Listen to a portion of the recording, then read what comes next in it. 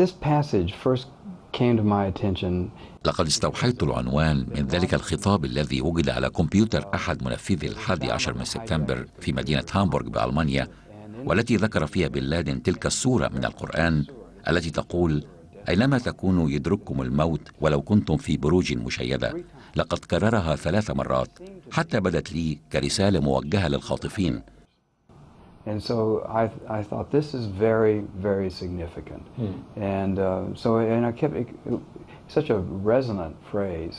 وهو ما بدا لي موحيا جدا، وللحظة فكرت في أن أعنون الكتاب بيدرككم الموت، ولكن But you chose actually just to quote the Quran. ولكنك قررت اقتباس كلمتين فقط من آية من سورة النساء: أينما تكونوا يدرككم الموت ولو كنتم في بروج مشيدة.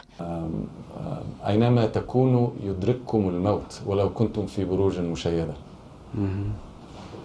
So you decided to go for those couple of words from the Quran. فما هي الرسالة التي أردت أن توصلها للقارئ الغربي عامة والأمريكي خاصة من خلال هذا العنوان؟ More particularly in America, God. To start with from the title. Well, first of all, the title has many references. أولا العنوان يحمل معاني كثيرة، فهو ليس فقط اقتباسا من القرآن، ولكنه اقتباس من بن لادن لشيء ركز عليه، والذي له دلالة على برجي مركز التجارة العالمي. The looming towers, the World Trade Center towers, but then also the bin Laden is a kind of towering figure. وهو ما أكسب العبارة معاني كثيرة أيضا، فإن ذلك يوضح كيف استخدم بن لادن الإسلام لتبرير أفعاله. لقد وضعت العنوان بعدما انتهيت من الكتاب، وقد كان اختياره عملية شاقة. By bin Laden to justify his actions. So I think there were a lot of different thoughts. I mean, the title of the book was about the last thing I wrote. I had a very hard time deciding what to call it. Where were you? أين كنت صباح 11 من سبتمبر؟ I was in Austin, Texas. كنت في مدينة أوستن بولاية تكساس، وقد سمعت الخبر في راديو سيارتي. Part of a Spanish club, and we would have breakfast and speak in Spanish. And so when the breakfast was over, I went back to my car, and the radio was on, and they said that a plane had hit the World Trade Center. At that time, it was just the first plane. Right. And by the time I got home, the second plane hit. Right. But really, you mentioned that some people who work in... لقد ذكرت أن العاملين في أجهزة المخابرات تنبأوا بالحادث، وكذا فعلت أنت في فيلم الحصار. فلماذا حدث ما حدث؟ You wrote a film on The Siege. Yeah. Well, if everybody saw it coming, why did it happen? Everybody didn't see it coming. Some people saw it coming. ليس الجميع، فقد تنبأ القليل من العاملين في المخابرات المركزية ومكتب التحقيقات الفيدرالية بما سوف يحدث، إلا أنهم كانوا معزولين. ومثال على ذلك جون أونيل في مكتب التحقيقات الفيدرالي. Understood what was happening and had a lot of fear about what might occur. But they were very isolated. They were heroic and solitary figures. Like John O'Neill is an example in the FBI, but very few people. John O'Neill who actually الذي كان في إدارة مكافحة الإرهاب وقتل في أحداث 11 من سبتمبر، وهو أحد شخصيات كتابك عن هذا الحدث. And he is one of the main characters that you chose to embody the story of 9/11. You know, when I got around to, I wanted to write about it because I suppose I felt obliged to write one because I'd lived in the Arab world. لقد كتبت انطلاقا من شعوري بالالتزام، فقد عشت في العالم العربي وأحببت تجربتي في مصر، وشعرت بالارتباط بهذه الثقافة، ولكني لم أفهم سبب مهاجمتها ثقافتي، وهو ما دفعني لمحاولة بحث أسباب ما حدث. And the other thing, I spoke some Arabic, and I'd written this movie. So all of those things made me think it's important for me to try to get to the bottom of it, to find out what really happened. So, وكيف بدأت العمل؟ Start this process. Well, right after 9/11, I was in Texas. كنت في تكساس وقت الحادث، ولم أجد وسيلة للذهاب لنيويورك بسبب توقف حركة الطيران. وكنت حائرا في كيفية الكتابة عن هذه المأساة بشكل إنساني، فقررت أن أكتب عن حياة الأفراد المرتبطين بها من خلال متابعة إعلانات الوفاة على شبكة الإنترنت، حتى وجدت الناعي جون أونيل على موقع صحيفة الواشنطن بوست، وهو الشخص الذي كان يتعقب بن لادن.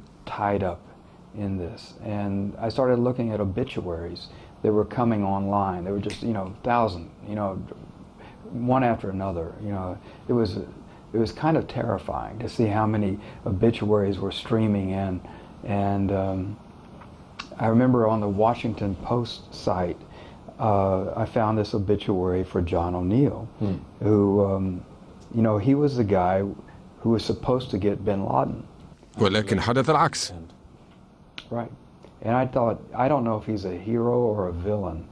حقا ولم أدري هل هو بطل أم شرير، ولكنه كان فاتحة القصة لي سواء من خلال حياته أو مماته، بأن أدلف بالقارئ في عالم مكافحة الإرهاب وفيما فشلنا فيه.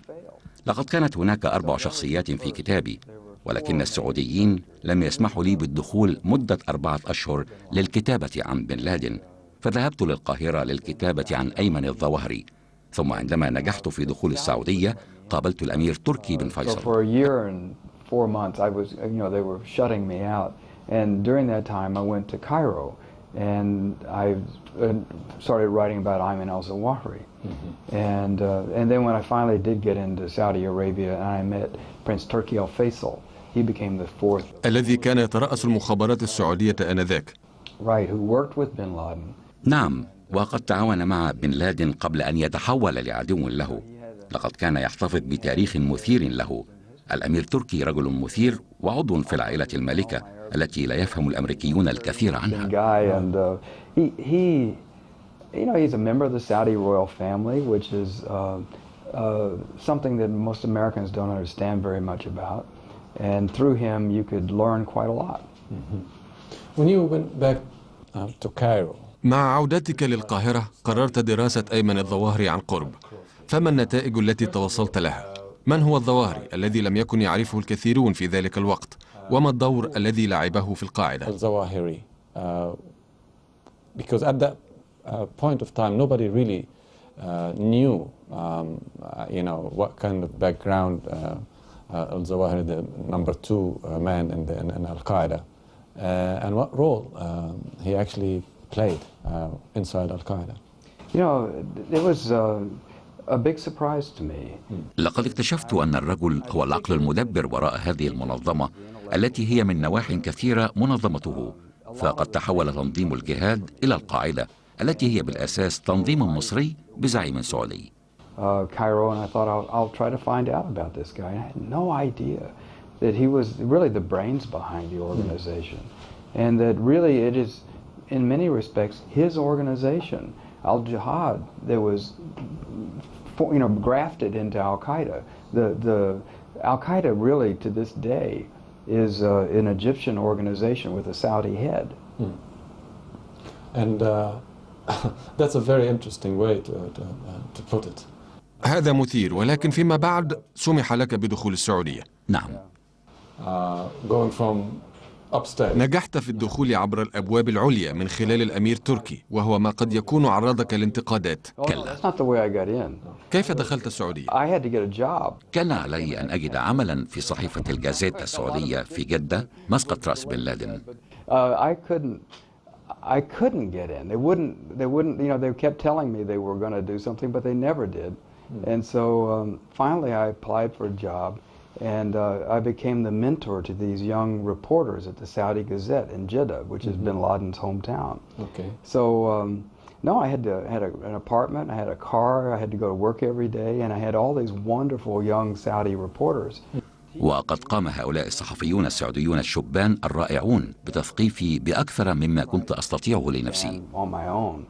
If I'd gone there as a reporter, I would have been in a hotel room, I would have been, making calls and trying to get appointments, but this way, I really had a way of getting inside the culture, and it was great.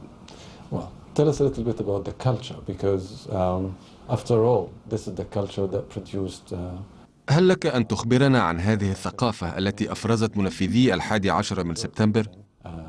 of 9/11, and Bin Laden himself. Yeah. What did you learn about Bin Laden when you were there in Saudi?